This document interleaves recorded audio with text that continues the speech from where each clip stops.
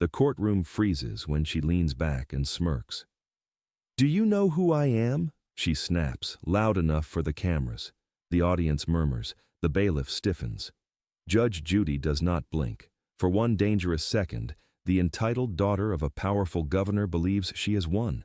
Then Judge Judy speaks, and in that instant, privilege turns into a liability.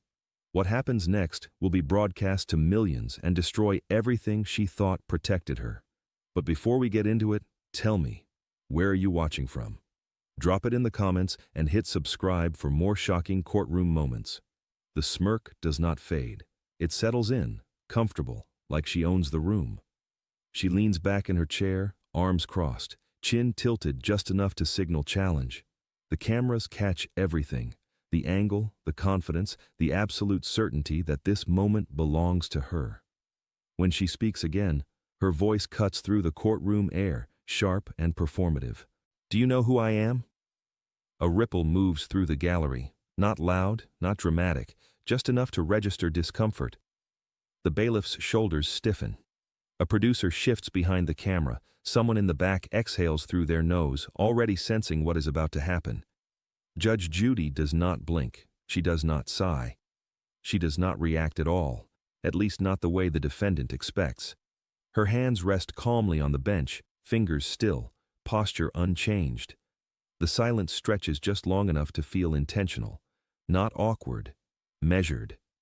"Who you are," Judge Judy says finally, her voice level and precise, "is not relevant to what you did." The defendant laughs, a short, dismissive sound, like she has heard a joke beneath her dignity. She leans forward now, energized by the attention. "My father is the governor," she says, as if reciting credentials. "I do not think you understand what you are dealing with." This time, the murmur is louder, heads turn, eyes widen. The weight of the name drops into the room, heavy and deliberate. Judge Judy looks at her, really looks at her. Not with anger, not with curiosity, with recognition, the kind that comes from decades of watching the same play performed by different faces. "You are dealing with a court," she replies, "not an audience. Sit up straight when you speak to me." The smile falters, just for a second, barely visible, but the cameras catch it. The defendant straightens, irritation flashing across her face. "I am just saying this case is ridiculous. This person is wasting everyone's time." She gestures toward the plaintiff without looking at them. Dismissive, casual, like swatting at something inconvenient. Judge Judy turns her gaze slowly to the plaintiff, who sits rigid, hands folded tightly in their lap. Nervous, quiet, very aware of the imbalance in the room. "We will decide what is a waste of time," Judge Judy says, "and you will not speak about another person in this courtroom as if they are invisible." The defendant scoffs again, softer this time, less confident. "I am not intimidated," she mutters. "I am not trying to intimidate you," Judge Judy replies. "I am trying to control my courtroom." The difference lands hard. For the first time, the defendant hesitates before speaking. Her eyes flick briefly toward the cameras, a reflex, a habit, a reminder of where she believes her power lives. Judge Judy notices. "Clerk," she says without breaking eye contact with the defendant, "please swear in the plaintiff." The room shifts, not loudly, not suddenly, but something fundamental changes. The case is no longer theoretical, no longer posturing. The defendant's smile tightens, her jaw sets, because now, for the first time, she realizes this is not a conversation she controls. The oath finishes, and the silence that follows feels heavier than the words themselves. The plaintiff steps forward slowly, as if unsure the floor will hold. Their hands tremble when they clasp them together, knuckles whitening under the lights. They do not look at the defendant. They look straight ahead, at the bench, like this is the only place in the room that might listen. Judge Judy nods once. Permission, safety. "Tell me what happened," she says. The story comes out carefully, measured, a service agreement, a job completed exactly as promised, invoices sent, messages unanswered. Then, the shift, the tone change, the entitlement creeping into every reply until payment became optional and respect disappeared completely. "I did the work," the plaintiff says, voice steady but thin. And when I asked to be paid, she told me I should feel lucky for the exposure. The defendant laughs immediately, too quickly. Oh please, she says, waving a manicured hand. That is not how it went at all. Judge Judy raises a finger, not sharply, not angrily, just enough to stop momentum. You will speak when it is your turn, she says. You have had plenty of turns already. The plaintiff swallows and continues. There were delays, excuses, then messages that stopped pretending to be polite. Messages that made it clear this was no longer a business disagreement. It was a reminder of status. She said, the plaintiff hesitates, then pushes through. She said I should be careful about making problems for people who have influence. A ripple moves through the room again. This one colder. The defendant leans forward, incredulous. That is a lie. I never threatened anyone. Judge Judy does not look at her. She looks at the plaintiff. Did you feel threatened? She asks. The plaintiff nods once, small, honest. Yes, the defendant scoffs, louder now. Feeling threatened does not mean you were threatened. This is ridiculous. Judge Judy finally turns back to her. You do not get to define how your words land, she says. You only get to explain why you chose them. The defendant opens her mouth, then closes it again. She shifts in her seat, crossing and uncrossing her legs. Judge Judy gestures toward the file. How much is being claimed? The plaintiff answers. The amount is modest, almost unimpressive, until it is paired with the emotional weight now hanging in the room. Judge Judy glances at the defendant. You do not dispute the work was completed? No, the defendant admits, but it was not worth that much. Yet you accepted it, Judge Judy replies, and you benefited from it. The defendant rolls her eyes. This is not about money. This is about someone being sensitive. Judge Judy leans back slightly. No, she says. This is about someone being paid. The difference lands, clean, undeniable. Judge Judy closes the file halfway, fingers resting on the edge. And now, she adds, we are going to talk about what you put in writing, because your tone suggests confidence. Her eyes lift. Confidence can be helpful, she says calmly, unless the facts disagree. The defendant's posture stiffens, because she suddenly remembers the messages she sent and realizes they may no longer be private. She turns slightly in her chair, not toward Judge Judy, but toward the cameras. It is subtle, practiced, the kind of movement someone makes without thinking because they have done it their whole life. Her shoulders soften. Her expression changes. The sharp edges smooth into something approachable, almost charming. I think this has gotten blown way out of proportion, she says, voice lighter now, carefully controlled. I am actually shocked we are even here. Judge Judy says nothing, so she continues. I try to support small businesses. I really do. I have charities I work with. I have people coming at me all the time looking for money, favors, exposure. She sighs, the sound engineered for sympathy. You would not believe how many people try to take advantage of my family name. She shakes her head slowly, as if disappointed by the whole situation. I never refused to pay, she adds.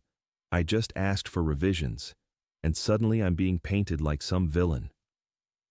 The audience listens. Some faces remain neutral, others narrow slightly. The performance is good, polished, fluid, but something about it feels rehearsed, too smooth for a conflict that supposedly spiraled out of control. Judge Judy watches her the entire time, not interrupting, not encouraging, just watching. The defendant notices and leans into it, mistaking silence for approval. I mean, look at this, she says, gesturing vaguely toward the plaintiff without meeting their eyes. This is not intimidation. This is someone regretting a deal and trying to cash in. The plaintiff's hands tighten in their lap. They stare at the desk, jaw clenched, absorbing every word. Judge Judy finally speaks. You are very comfortable talking, she says calmly, but you are not answering questions. The defendant smiles again. I am just explaining context. No, Judge Judy replies. You are explaining image. The word lands differently. The defendant's smile flickers, then returns, slightly more forced. Well, perception matters. In court, Judge Judy says, facts matter. She taps the file once. A quiet sound, a warning. Do you have proof, she asks, that the work was unsatisfactory? The defendant nods eagerly. Absolutely, I told them I was unhappy. You told them, Judge Judy repeats. Or you documented it. The pause stretches. I sent messages. Judge Judy leans forward just a fraction. Then we will look at them. The defendant hesitates. Not long enough to look guilty, but long enough to look cautious. They are probably already included, she says quickly. Everything was handled. Judge Judy's eyes lift, sharp now, focused. Handled, she repeats. By whom? The defendant gestures vaguely again. My assistant, my team. Judge Judy closes the file fully this time. The soft thud echoes louder than expected. In this courtroom, she says evenly, you are responsible for what you say, what you send, and what you sign. There is no team sitting at this bench. The defendant shifts, irritation creeping back into her posture. I feel like I am being judged for who I am, not what happened. Judge Judy's response is immediate. You are being judged for what you did, she says. Who you are has only made you careless. The room stills. Judge Judy turns to the clerk. Do we have the full message record? The clerk checks the file, pauses. Not all of it, Your Honor. Judge Judy looks back at the defendant. Then, she says quietly, you may want to be very careful about what you claim is already handled. Because the performance is over, and the evidence has not even started yet. The folder slides across the desk, and it sounds lighter than it should. Judge Judy lifts it with 2 fingers, not even trying to hide the absence of weight. No bulge, no stack, just a thin sheaf of paper that barely bends as she flips it open. The camera zooms slightly, catching the detail the defendant misses. This is everything? Judge Judy asks. The defendant nods quickly, too quickly. Yes, all the relevant communications. Judge Judy hums once. Not agreement, assessment. She scans the first page, then the second. Her eyes stop. She does not react immediately. She turns the page back, reads again.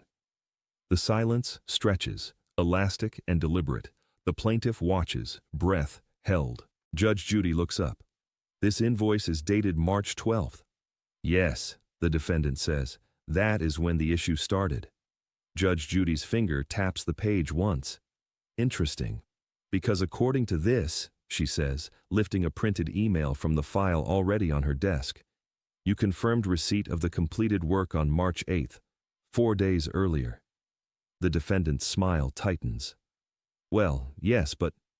And, Judge Judy continues, unbothered by the interruption, you thanked them. In writing. You used the phrase exactly what I needed.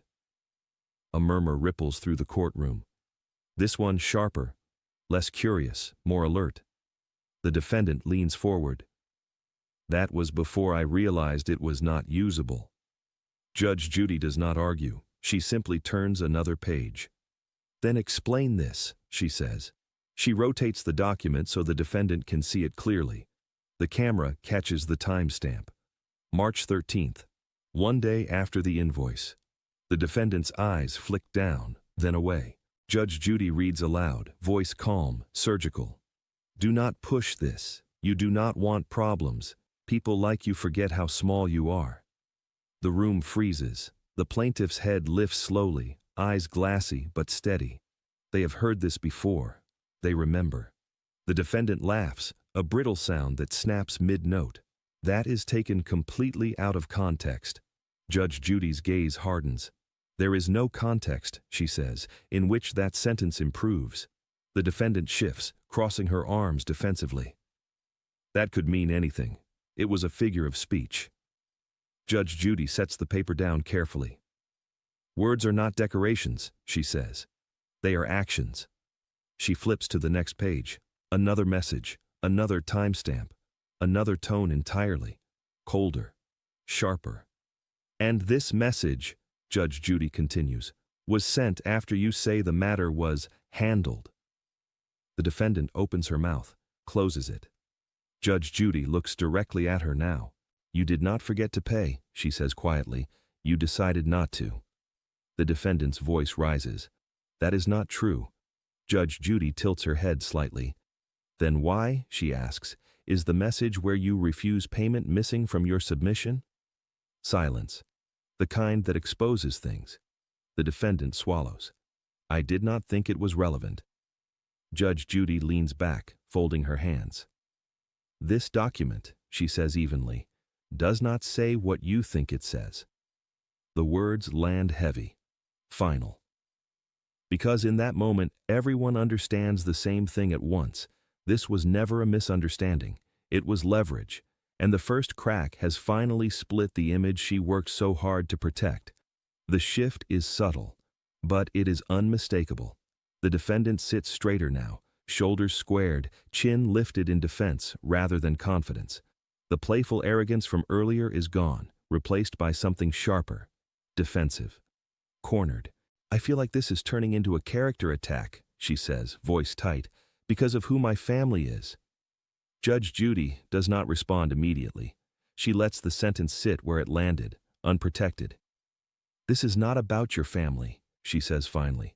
This is about your behavior. The defendant shakes her head. I am being treated like I am some bully just because I have a name.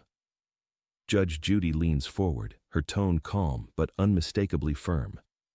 You are being treated like someone who used their position to avoid paying for work. Everything else is noise. The word lands hard. Position. The defendant scoffs.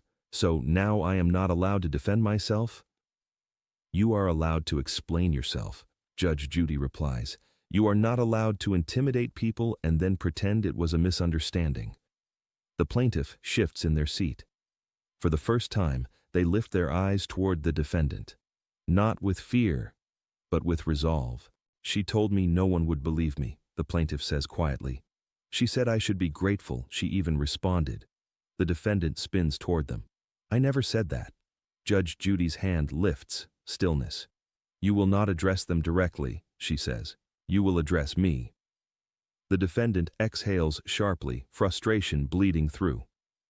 This is unbelievable. I am being punished for being confident. Judge Judy's eyes narrow just slightly. Confidence does not sound like this, she says. This sounds like entitlement. The courtroom reacts, not audibly, but collectively. A shift in posture, a shared understanding. Judge Judy continues. Privilege is not illegal. Using it to pressure someone is. The defendant opens her mouth to argue, then stops herself. She glances at the cameras again, a habit she cannot break, but this time, they do not feel like allies. They feel like witnesses. I did not threaten anyone, she insists. I just told them how the world works. Judge Judy nods slowly. And today, she replies, the world works like this. She taps the file once. When someone completes work, she says, they get paid. When someone refuses, they explain why. When someone uses influence instead of facts, they lose credibility. The defendant's jaw tightens. So what? Now I am some villain? No, Judge Judy says evenly. You are a lesson. That does it. The defendant's composure cracks just enough to show anger beneath. This is ridiculous, she snaps. I have people who handle these things. Judge Judy's response is immediate. And yet, here you are. Silence. Judge Judy flips to another page. I am going to ask you something very simple, she says. Did you ever tell the plaintiff you would not pay them? The defendant hesitates, 1 second too long. I told them we were not satisfied. That is not the question, Judge Judy replies. The defendant swallows. I said I would not release payment. Judge Judy nods. And why? The defendant opens her mouth, then closes it again, because now the question is no longer about money, it is about motive. And Judge Judy is not done pulling on that thread. The pause stretches longer than the defendant expects. Judge Judy does not rush to fill it. She lets it expand, lets the weight of the unanswered question settle into the room. The defendant shifts in her chair, fingers tapping once against the armrest before she forces them still. I did not release payment, the defendant finally says, clipped and defensive, because the situation became hostile. Judge Judy tilts her head slightly. Hostile how? The defendant hesitates again. They kept pushing. Judge Judy nods, then calmly opens another section of the file. When someone asks to be paid for work they completed, she says, that is not hostility. That is a request. The defendant scoffs under her breath. Judge Judy looks up. You find that funny? No, the defendant says quickly. I just think this is being dramatized. Judge Judy slides a printed page forward. Let us remove the drama. She glances at the clerk. Please mark this as Exhibit C. The paper is simple, black text on white, no legal jargon, just a message thread. Judge Judy reads aloud. I am not going to argue with you. Do not contact me again unless you want problems. The defendant stiffens. That was frustration. Anyone would say that. Judge Judy keeps reading. You should know when to stop before things get complicated. The room tightens. Judge Judy looks directly at the defendant. What complications were you referring to? The defendant opens her mouth, then closes it. Her eyes flick involuntarily toward the cameras. For the first time, the habit betrays her. I meant legal complications, she says quickly. People threaten lawsuits all the time. Judge Judy does not raise her voice. She does not argue. She simply turns the page. And this message, she says, was sent from your phone 3 hours later. She reads it slowly. I would hate for this to affect future opportunities. Word travels. The plaintiff inhales sharply, then steadies themselves. Judge Judy sets the paper down. You were not frustrated, she says. You were applying pressure. The defendant shakes her head, panic creeping into her tone. You are twisting everything. I was just trying to protect myself. By reminding someone of your influence? Judge Judy asks. Silence. Judge Judy continues, her tone steady but unyielding. When power is implied instead of stated, it is still power. And when it is used to avoid responsibility, it becomes a problem. The defendant's posture collapses inward just slightly. Not enough to look weak, but enough to look human. I did not think it would go this far, she mutters. Judge Judy hears it. The cameras hear it. Everyone hears it. You thought, Judge Judy says, that it would go away. She leans back, folding her hands. That is often what people with influence expect. The defendant looks down at the desk now, not defiant, calculating.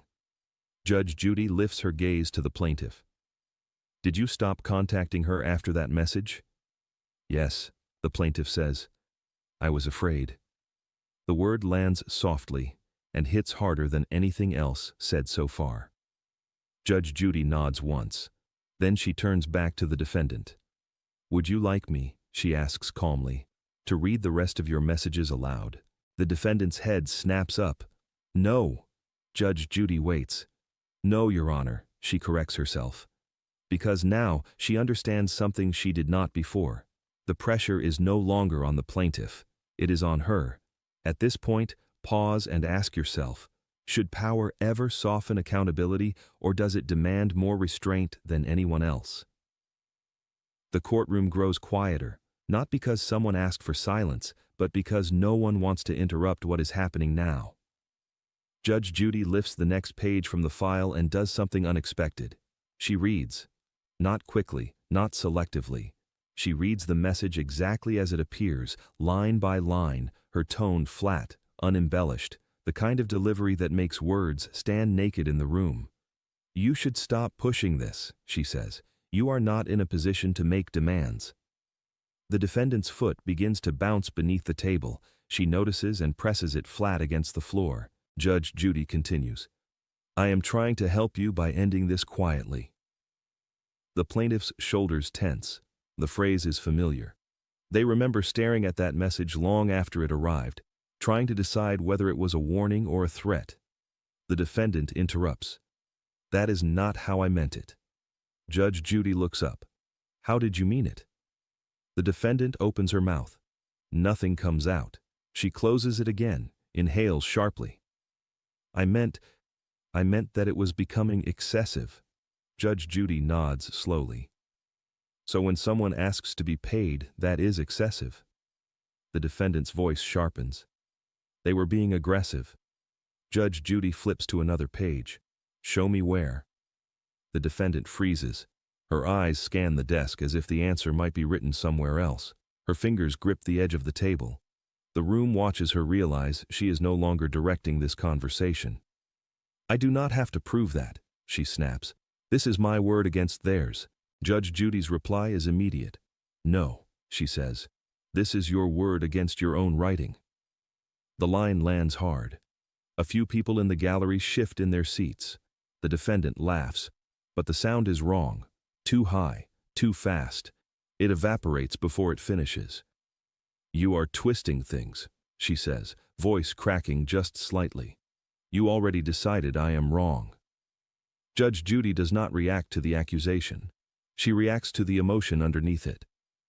People who tell the truth do not panic when asked to clarify, she says. The defendant leans forward now, voice raised. I am not panicking. Judge Judy waits, silent, unmoving. The defendant exhales, the fight draining out of her posture. I just did not think this would be treated like a crime. It is not a crime, Judge Judy replies. It is conduct. She turns to the plaintiff. When you stopped contacting her, what did you do next? The plaintiff swallows. I waited. I hoped she would calm down. I needed the money. Judge Judy nods, then turns back to the defendant. And you, she asks, did you ever intend to pay them after that? The defendant's mouth opens automatically, then stops. Her eyes drop to the desk. The room holds its breath. No, she says finally, barely audible. The word is not dramatic. It does not echo, but it changes everything. Judge Judy leans back slightly, absorbing it. So, when you told them to stop contacting you, she says, you had already decided they would not be paid. The defendant does not answer. Because now, control is gone, and what is left is truth, exposed and unprotected, waiting for the next question. The admission hangs in the air longer than anyone expects. Judge Judy does not react right away. She does not pounce. She does not lecture. She lets the silence do what it does best, force reality to settle. You decided, she says slowly, that this person would not be paid, and instead of saying that plainly, you chose pressure. The defendant's lips part, then press together again. Her earlier fire is gone now, replaced by something brittle. Exposed. I did not think it mattered, she mutters. Judge Judy's eyes sharpen. That, she says, is the problem. She turns her attention to the plaintiff. You said there was something else you wanted to submit. The plaintiff hesitates, glancing briefly at the defendant. Not fear this time, caution. Then they reach into their folder and pull out a single sheet of paper. This, the plaintiff says, voice steady, is a transcript from a voicemail she left me. The defendant's head snaps up. That is illegal. Judge Judy cuts her off instantly. Sit down. The room freezes again. But this time, the stillness feels different. Heavier. Anticipatory. Judge Judy takes the paper, scans it once, then a second time. Her expression does not change, but something behind her eyes does. She looks up. This voicemail was left after you told them not to contact you? Yes, the plaintiff says. I never responded. Judge Judy nods and begins to read. I am trying to protect you, she says aloud, but if you keep pushing this, I cannot promise how it will end. The defendant's face drains of color. Judge Judy continues. You should really think about whether this is worth it. People talk. The courtroom does not murmur this time. It absorbs. The defendant shakes her head violently. That is not what I meant. That was concern. I was warning them. Warning them of what? Judge Judy asks. Silence. Judge Judy leans forward now, her voice still calm, but colder, focused. You did not withhold payment because of quality, she says.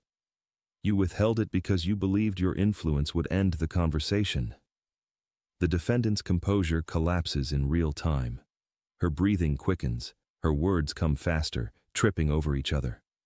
You are making me sound like some monster, she says. I was under stress. People always expect things from me. Judge Judy does not flinch. Then you should be more careful with your power, she replies, not more careless. She sets the paper down. This court does not punish people for who they are, she continues. It holds them accountable for what they choose to do with what they have. The defendant stares at the desk now, blinking rapidly. The cameras feel closer, louder, less friendly. Judge Judy turns back to the plaintiff. You stopped pursuing payment because you were afraid. Yes, the plaintiff says.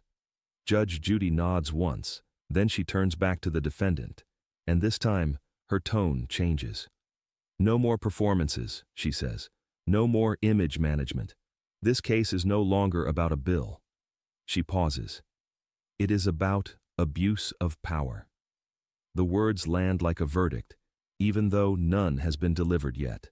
The defendant looks up slowly, eyes wide, finally understanding what just happened. The power she thought protected her has flipped, and now it is the evidence. Her voice rises, but the room does not follow. I cannot believe this, the defendant says, shaking her head as if the entire proceeding has suddenly turned unreasonable. This is insane. I came here expecting fairness, not a public execution. No one reacts, no murmurs, no gasps. Just the steady hum of the lights and the quiet scratch of a pen somewhere behind the camera. Judge Judy watches her closely now, not like a judge watching a case, but like a doctor watching symptoms. You are not being executed, she says calmly. You are being examined. The defendant scoffs, the sound sharp and brittle. You have already made up your mind. I can tell. Nothing I say matters. Judge Judy tilts her head slightly. If that were true, she replies, you would not be talking so much. The defendant opens her mouth to argue, then stops. The comment lands deeper than she expects. She shifts again in her chair, shoulders tense, hands clasping and unclasping in her lap. I am the one being attacked here, she insists. They wanted money. They pushed. They escalated. Judge Judy turns her gaze briefly to the plaintiff. Did you escalate? She asks. The plaintiff shakes their head. I sent invoices, then I stopped. The defendant laughs loudly, the sound echoing too long. Oh, come on, that is convenient. Judge Judy looks back at the defendant. Your laughter does not change the timeline. The defendant leans forward now, voice sharper, faster. You are acting like I held a gun to their head. No, Judge Judy says evenly. You held uncertainty. The defendant frowns. What does that even mean? It means, Judge Judy continues, you left them guessing whether they would be paid, punished, or ignored. That kind of pressure is very effective. The defendant shakes her head, breathing faster now. You are twisting everything. I am allowed to protect myself. From what? Judge Judy asks. The defendant opens her mouth, then stops. The room leans in. From being taken advantage of, she says finally. Judge Judy nods slowly. By someone who already did the work? The defendant's eyes flick toward the cameras again. This time the glance is desperate, searching for support that is no longer there. I did not think this would be such a big deal, she blurts out. People let things go all the time. Judge Judy's voice softens slightly. People let things go when they feel safe. The defendant stiffens. They were safe. Judge Judy does not respond immediately. She simply turns to the plaintiff. Were you safe? She asks. The plaintiff hesitates, then speaks. No, they say. I was scared I would be blacklisted. I was scared no one would hire me again. The defendant's head snaps up. That is ridiculous. Judge Judy holds up a hand. Silence. You told them people talk, she says. You told them word travels. That is not ridiculous. That is leverage. The defendant's shoulders slump slightly, not in defeat, but in realization. "I did not mean it like that," she whispers. Judge Judy nods once. Intent explains behavior. It does not erase impact. The defendant stares down at the desk now. Her voice is quieter, rawer. "I just wanted it to stop." Judge Judy meets her gaze.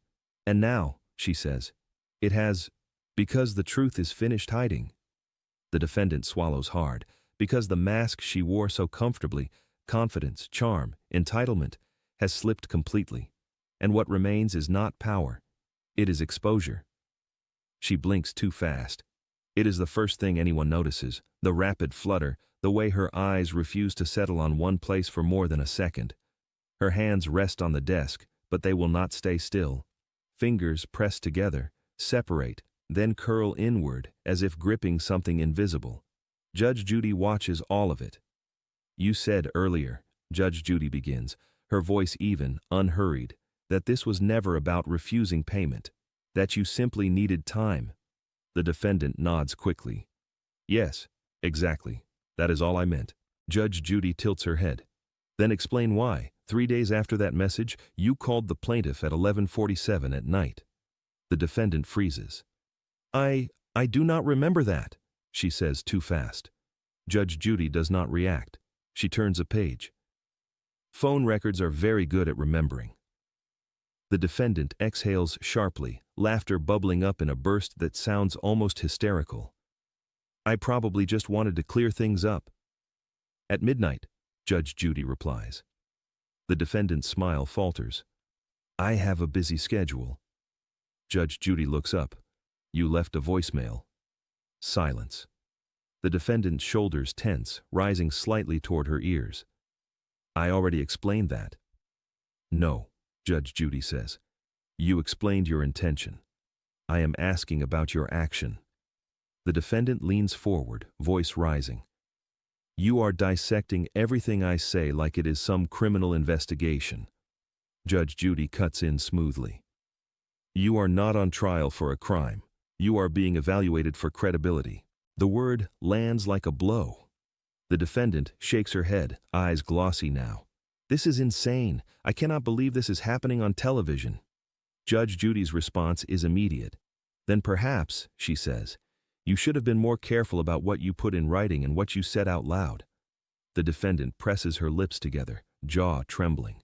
She looks down at the desk, then back up again, panic leaking through every movement. "I was under pressure," she blurts. "Everyone wants something from me. Everyone expects favors. I was overwhelmed." Judge Judy nods slowly.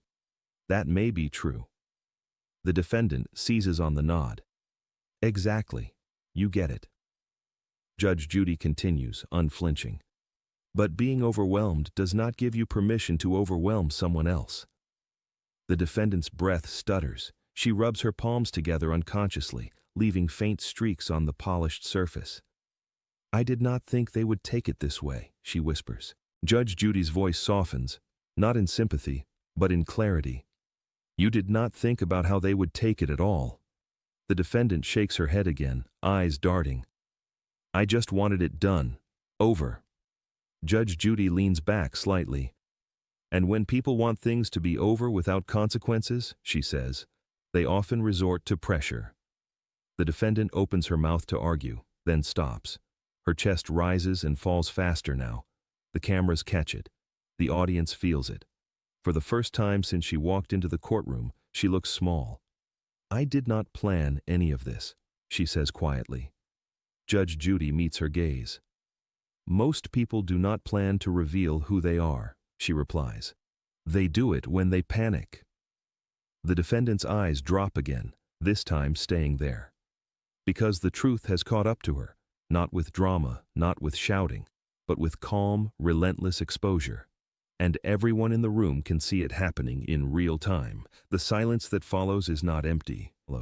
It is thick, pressurized. The kind of quiet that only appears when everyone in the room senses the same thing at once, that something deeper is about to surface. Judge Judy studies the defendant for a long moment, not with judgment, with focus. "You keep saying you were overwhelmed," she says calmly. "That you wanted it to stop." The defendant nods weakly, eyes still lowered. Yes. Judge Judy leans forward just slightly.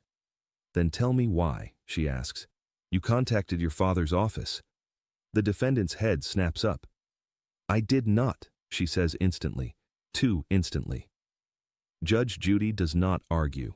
She opens the file again, a different section this time, thicker, heavier, the kind of paper that does not appear by accident. You made a call, Judge Judy continues evenly, to a senior staff member in the governor's communications office.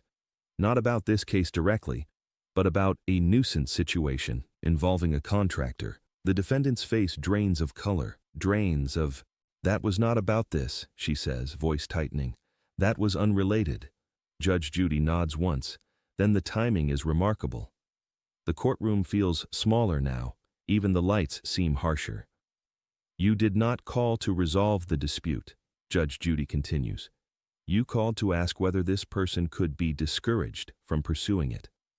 The plaintiff stiffens, eyes widening. The defendant's voice rises, panicked.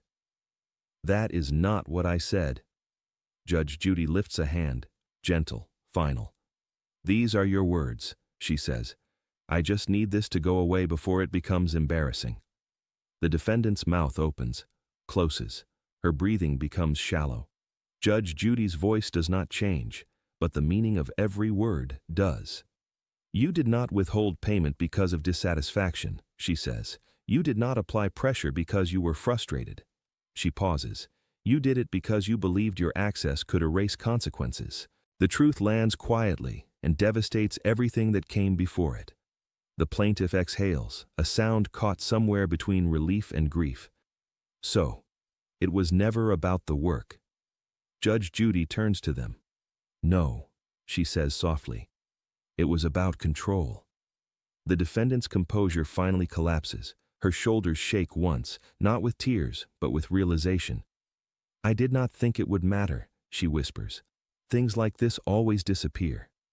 Judge Judy looks at her steadily. They disappear, she replies, when people are too afraid to speak. She gestures gently toward the plaintiff. This person spoke.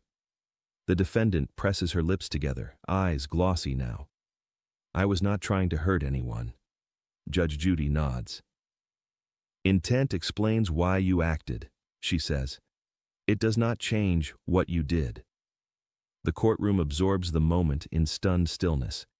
Because this is the core truth, the one that reframes everything. This was never a business dispute. It was an attempt to make someone smaller. And for the first time since the case began, the defendant understands something she never expected to face in public. Her name did not protect her. It exposed her. No one rushes to speak. The truth has landed, and the courtroom needs a moment to absorb it. Even the hum of the lights feels louder now, like the room itself is processing what has just been said. The defendant sits very still. Her hands rest flat on the desk, palms down, as if anchoring herself in place. The fight is gone, the arguments, the deflections. What remains is a kind of stunned quiet, not collapse, not remorse yet, but awareness. Judge Judy closes the file gently. This, she says, her voice measured, is what happens when influence is mistaken for immunity. The defendant does not look up. Judge Judy turns slightly toward the plaintiff. You were put in a position where speaking up felt dangerous, she says. That should never be the case. The plaintiff nods, swallowing hard. The validation hits deeper than any ruling could. For weeks, they say quietly, I kept thinking I had done something wrong, that I should just let it go. Judge Judy meets their eyes. That is what pressure does, she replies. It makes decent people question themselves. The defendant shifts in her seat, a small movement that betrays discomfort. She lifts her head, just enough to speak. I did not realize it would affect them like that, she says softly. Judge Judy looks at her. That is because you were not looking at them, she says. You were looking at the outcome you wanted. The defendant flinches, not at the words, but at the accuracy. Judge Judy continues, her tone steady, reflective. Power is not always loud. Sometimes it is implied. Sometimes it hides behind confidence and expectation, but its impact is the same. The courtroom remains silent. No murmurs, no reactions, just listening. The defendant's voice wavers. "I did not think I was doing anything illegal." Judge Judy nods. "We have already discussed that," she says. "This is not about legality. It is about accountability." She gestures toward the file. When someone uses their position to make another person feel smaller, justice does not ask whether it was illegal. It asks whether it was right. The defendant's shoulders slump slightly. "I cannot take it back." "No," Judge Judy agrees, "but you can stop pretending it did not happen." The plaintiff exhales slowly, tension draining from their posture for the first time. The fear that carried them into the courtroom begins to loosen its grip. Judge Judy leans back, folding her hands. "This court cannot erase what you experienced," she says to the plaintiff, "but it can acknowledge it." Then she turns back to the defendant. "And you," she adds, "are going to learn that names do not shield behavior." The defendant nods once, small, barely perceptible. The room holds the moment, the aftershock of exposure, the quiet reckoning that follows truth. Judge Judy inhales, preparing to speak again, because now comes the part that is not about what happened, it is about what happens next. Judge Judy does not raise her voice, she never needs to. The courtroom remains hushed as she straightens the papers in front of her, aligning the edges with deliberate care. It is not a delay tactic, it is a signal that what comes next is not emotional, not reactive, and not negotiable. "This case," she begins, "is not complicated." The defendant lifts her head slightly, eyes red-rimmed but attentive now. There is no defiance left in her posture, only awareness. "You hired someone," Judge Judy continues. "They completed the work, you accepted it, and then you chose not to pay." The defendant opens her mouth to speak, then stops herself. Judge Judy holds up a finger. "I am not finished." She shifts her gaze to the plaintiff. "You were not just denied payment," she says. "You were denied respect, and you were made to feel that pursuing what you earned would cost you more than it was worth." The plaintiff nods, emotion flickering across their face. Judge Judy turns back to the defendant. "That is not confidence," she says. "That is coercion." The word lands without heat, without drama, and because of that, it lands harder. The defendant swallows. "I did not intend for it to go that far," she says quietly. Judge Judy nods once. "That may be true," she replies, "but intention does not undo consequence." She pauses, letting the room breathe. "In my courtroom," Judge Judy continues, "remorse is not measured by tone, it is measured by timing, and yours arrived after exposure." The defendant flinches, not offended, but recognized. Judge Judy leans back slightly, hands folded. "You are intelligent, you are well-connected, and you are used to outcomes bending in your favor." She meets the defendant's eyes directly. "Today," she says, "they do not." The defendant's shoulders drop. A long exhale escapes her before she can stop it. Judge Judy continues, her voice steady, almost instructional. "This court exists so that people without power can stand equal to those with it. When someone tries to tip that balance, the response must be firm and unemotional." She turns to the clerk. "I am prepared to issue my ruling."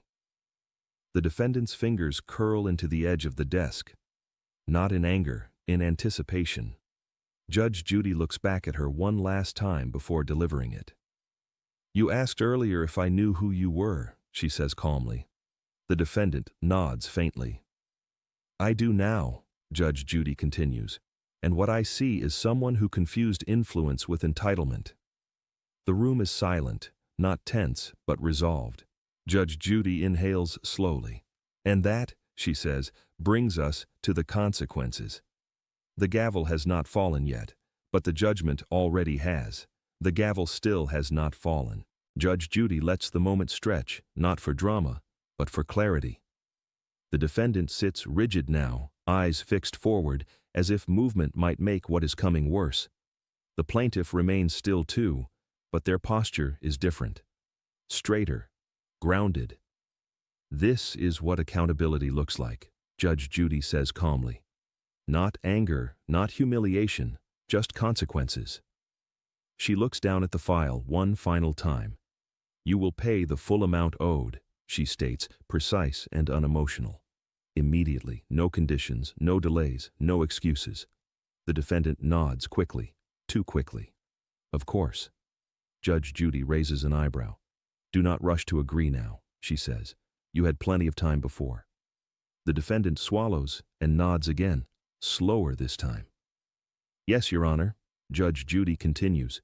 You will also reimburse court costs, and I am making a note in this record that your conduct involved implied intimidation. The word lands with quiet force. That record, Judge Judy adds, will follow you longer than this check. The defendant's shoulders slump slightly, not crushed, but stripped of illusion. Judge Judy turns to the plaintiff. This ruling does not undo the stress you experienced, she says, but it confirms that you were right to stand here. The plaintiff nods, eyes shining. Thank you. Judge Judy's voice softens just a fraction. You should never have had to be brave to be paid. She then turns back to the defendant. You relied on reputation instead of responsibility, Judge Judy says, and reputation is fragile. The defendant's jaw tightens. I understand. Judge Judy studies her for a beat. Do you? The question is not accusatory, it is searching. The defendant hesitates, then answers honestly. I do now. The room absorbs that answer quietly. No applause, no satisfaction, just wait. Judge Judy gathers the papers and aligns them again, signaling the end is near. This courtroom does not care who your father is, she says. It cares who you are when no one is protecting you. The defendant lowers her gaze. The cameras do not feel like allies anymore. They feel like mirrors. Judge Judy lifts the gavel. One last thing, she says. The defendant looks up. Respect is not something you inherit, Judge Judy continues. It is something you earn every time you deal with someone who has less power than you. She brings the gavel down, not hard, not loud. Final. The sound echoes briefly, then fades. The plaintiff exhales, a long breath they have been holding for weeks. The defendant remains seated, absorbing the cost of what just happened. Justice has been delivered. Not with spectacle, but with gravity. And gravity, once felt, is impossible to ignore. Before the final moment, ask yourself, is consequence enough if it only arrives when someone is exposed? Or does true accountability begin much earlier? The gavel's echo fades faster than anyone expects. Judge Judy sets it down gently, as if volume would cheapen what just happened. The courtroom remains still, not stunned, not tense, but settled. The kind of quiet that follows something final. The defendant remains seated for a moment longer than necessary. Her shoulders are no longer squared for battle. They slope slightly now, carrying weight she did not bring with her this morning. The confidence that once filled the room has thinned into something quieter, awareness stripped of performance. She stands slowly. There is no last argument, no protest, no glance at the cameras for rescue. When she looks up, it is only to meet Judge Judy's eyes. And this time, she does not ask who she is. She already knows. The plaintiff gathers their papers with hands that no longer shake. The tension that held their spine rigid begins to release, inch by inch. This is not celebration. It is relief, the kind that arrives when doubt finally lets go. Judge Judy watches them both for a moment. This case is closed, she says. But before anyone moves, she adds one final thought, not as a judge issuing an order, but as a witness to human behavior. Power does not reveal character when everything goes your way, she says calmly. It reveals character when you believe no one can stop you. The defendant lowers her gaze. The words do not wound, they clarify. Judge Judy continues, her voice steady, reflective. Some people spend their lives confusing access with authority and attention with respect. Today was a correction. No one responds. No one needs to. The bailiff opens the side door. The plaintiff walks through it first, posture upright, dignity intact. They do not look back. They do not need to. The defendant follows more slowly. As she passes the camera, there is no smile to manage, no image to curate, just a quiet understanding that whatever protection she once believed in did not survive truth. Judge Judy watches the door close. She sits back, exhaling softly, not in triumph, not in relief, but in recognition. Another familiar arc completed, another reminder that justice does not require volume to be heard. The courtroom begins to reset, chairs shift, papers rustle, the machinery of the day resumes, but something lingers, because millions will watch this moment, not the shouting, not the entitlement, but the silence where it collapsed. And long after the episode ends, long after the cameras stop rolling, one truth will remain clearer than ever. Power can open doors, it can bend conversations, it can delay consequences, but when it finally meets truth, it does not win. It listens. And that, more than any verdict, is justice.